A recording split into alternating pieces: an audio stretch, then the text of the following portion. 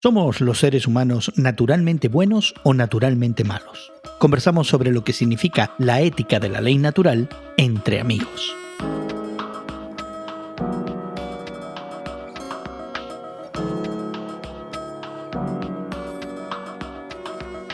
Gracias por acompañarnos entre amigos con Guillermo Serrano, Elsa Mazón y tu servidor Jesús García. Esta conversación que tenemos regularmente sobre algunos temas que nos llaman la atención y que consideramos desde la fe cristiana. Y justamente en el día de hoy queremos centrarnos en una dimensión de esa fe que nos habla de la responsabilidad ética humana. El cristianismo no solamente es una fe transformadora, nos invita al cambio, al arrepentimiento, a dar la vuelta a nuestra vida, el orientarnos hacia Dios, pero también eso tiene como resultado la manera en la que vivimos. Tiene que ver con nuestro estilo de vida. Hay un artículo muy interesante esta semana en el semanario norteamericano Christianity Today y dice el autor Andrew Walker que cuando considera este evangelicalismo norteamericano ve en cierta manera una ética que él denomina sectaria, es decir, preocupaciones cristianas entre comillas, pero que no se extiende a otros ámbitos de la preocupación ética que encontramos, por ejemplo, en el mundo. Es decir,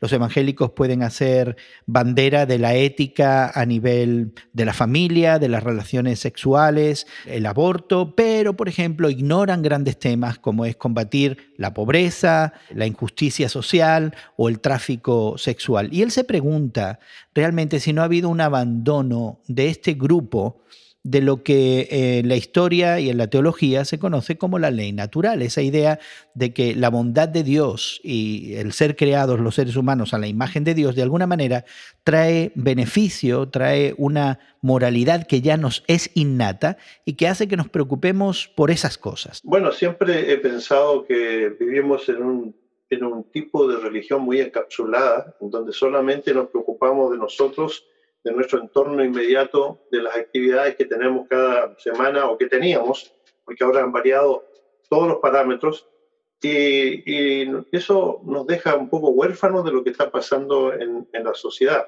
Eso ha traído como consecuencia muchas cuestiones que en realidad forman parte de la vida de todos los días y que sin embargo nosotros las dejamos a la bondad inherente de nuestro grupo de fe, pero en donde no queremos participar activamente en las cosas que se han mencionado. A mí me recuerda este artículo de Christianity Today que se llama en inglés Grace in the Garden. Me remonta a mis épocas muy antiguas ya, de decenas de años, ¿no? De la preparatoria, ¿no? Cuando estudiaba las clases de filosofía, y me gustó mucho el filósofo católico del siglo XIII italiano, monje dominicano, Santo Tomás de Aquino, que él tenía las 5 pruebas de que Dios existe, ¿no? Ese argumento filosófico extraordinario de Santo Tomás, dice él que existe la prueba de la perfección en la creación.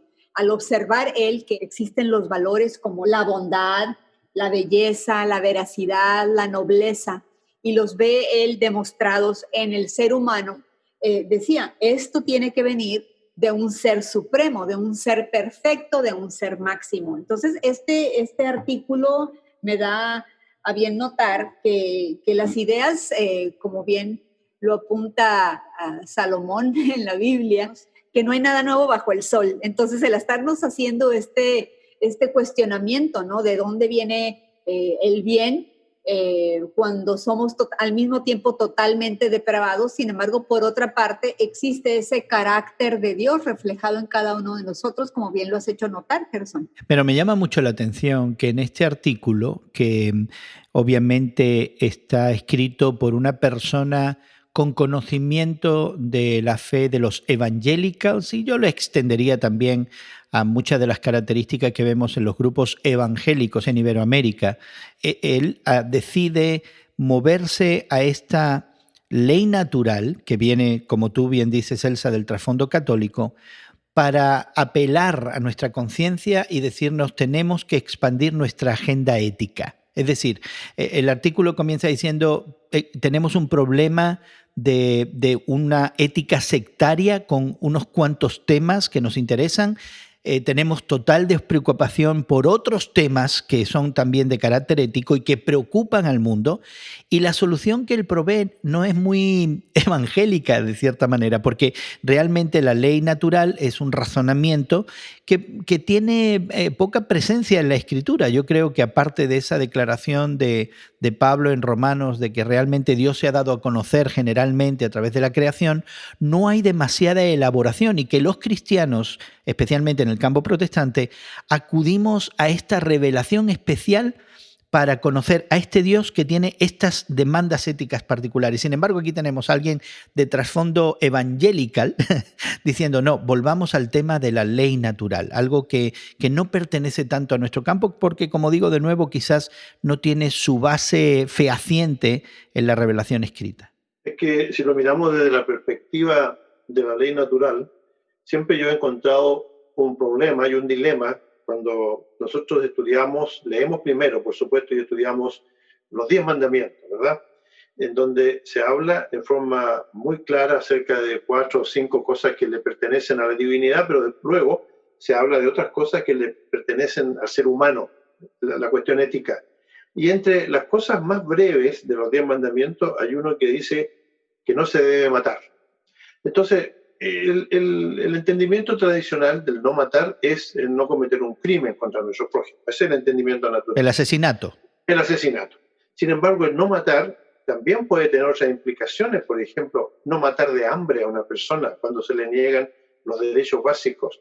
No matar de hambre o por la necesidad a gente cuando se le niega su salario o cuando no se les paga justamente y se les tiene a medio morir en esta existencia. Es decir, el no matar no puede ser una cuestión solamente de criminalidad, tiene que ver con otras cosas que nosotros convenientemente ignoramos. Pero interesantemente, Guillermo, uno pudiera argumentar ahí justamente que cuando Jesucristo viene y nos dice, oísteis que fue dicho, no matarás, pero yo os digo, el que insulte a su hermano con ira, comete también asesinato, un tipo de asesinato. Y el artículo apunta a esa realidad de que Jesucristo en algunas de sus declaraciones, particularmente lo que conocemos como la regla de oro, amarás a tu prójimo como a ti mismo, es una expresión en realidad de la ley natural. Sí, dice el articulista que la regla de oro establecida por Jesucristo tiene un principio natural.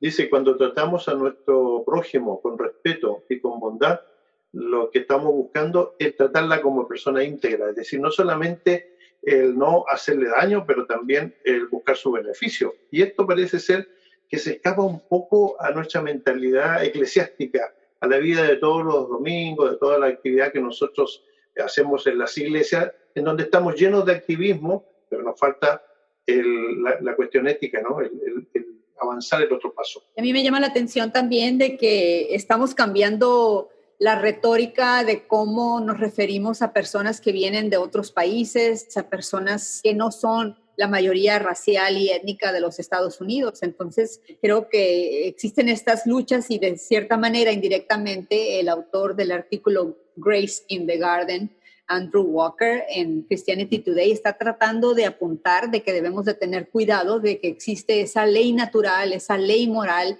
esa ley de hacerle bien al prójimo, de tratar a otros como quisiéramos ser tratados nosotros mismos. Pero cuando se empieza a redefinir quién es ese otro, o cuando empezamos a excluir en ciertas retóricas de que ciertos grupos étnicos o raciales ya no pertenecen a lo que llamaríamos el prójimo, entonces se empieza a dar permiso desde un nivel lingüístico, empieza a pasar también a un nivel social, a un nivel económico, a un nivel legal, y ese es el peligro que creo que de cierta manera está tratando de darnos ciertas claves, ¿no? Este artículo de Grace in the Garden, de que debemos de apelar y recordar, ¿no? Desde el punto de vista evangélico, de que existe esa ley natural, esa ley universal, ¿no? De que las personas deben ser consideradas todas como alguien como nosotros mismos. Al final de cuentas me da la impresión que en este argumento que se ha debatido, sea de paso, en la Iglesia por siglos, ¿no? Este balance entre lo que es la revelación natural y lo que es la revelación particular y las demandas de una fe que, de nuevo, me da la impresión es transformadora y tiene demandas éticas. Esto es ya una conversación larga en la historia del cristianismo. Me parece que no es ni lo uno ni lo otro a fin de cuentas, de que realmente empieza por lo natural, pero termina por la exclusividad de Jesucristo, quien redime nuestro entendimiento natural de las cosas. Y no podemos, en este proceso de reganar esta ética natural, olvidarnos que hay demandas que Jesucristo nos hace que van mucho más allá de lo natural. Por ejemplo, amar al enemigo. Yo tengo dificultad de amar al enemigo al punto de que busco su bien, busco bendecirlo, busco la oportunidad de hacer algo bueno si los veo en necesidad, incluso cuando sé que militan para mi propia destrucción. Eso es algo que Jesucristo, por ejemplo, nos pide y que escapa a todo entendimiento natural de cualquier ética que los seres humanos pudiéramos plantearnos. Bueno, escapa a la ética natural porque también está de alguna manera en contra del sentido de supervivencia que todos tenemos, ¿no? Entonces yo creo que ahí es donde pone el punto más, yo diría, complejo, esta cuestión ética de seguir el ideal planteado por Jesucristo, y que yo creo que tiene que darse en el tiempo, de acuerdo a cómo la gente madura, razona, entiende y hace cosas, porque aquí la parte para mí fundamental es el hacer, es decir, yo creo algo, lo asimilo, pero ahora tengo que hacerlo, es decir, dar el otro paso.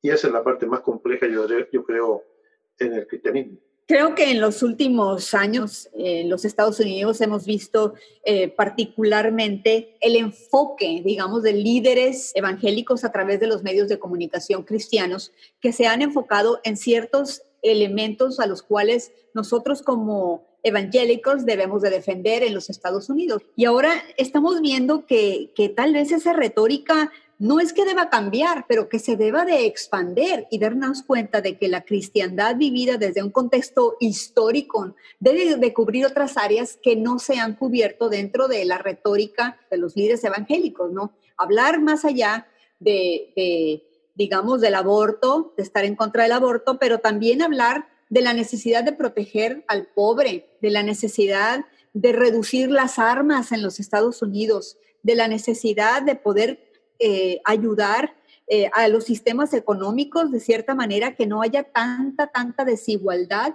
o incluso el otorgar la medicina y ayuda médica. Y ahora en los Estados Unidos, por ciertas retóricas que se han ido llevando, hay mucha división en cuanto a quién debe de recibir esa ayuda y quién no, cuando universalmente como cristianos debemos extender esa mano al necesitado, sin importar de dónde viene, sin importar si tiene o no ciertos papeles, sin importar si tiene o no derechos a ciertos seguros médicos, y nos hemos olvidado de eso en los Estados Unidos. Y ahora este artículo creo que está de una manera un poco suavecita para mi modo de leerlo, pero está tratando de apuntar a que debemos abrirnos más, ¿no? a nuestra manera de ver el cristianismo ejemplificado de una manera práctica en nuestra realidad. Ya, quizás la idea, Elsa, últimamente, de que sea la acción del Espíritu de Dios la que cree nuestra agenda y no necesariamente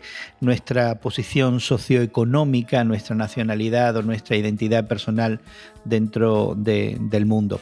Pero queremos animarte, querido amigo, querida amiga, que te pongas en contacto con nosotros. Puedes visitar nuestra página en internet, radiomoody.org, y también encontrarnos en Twitter como tus temas de hoy en Twitter.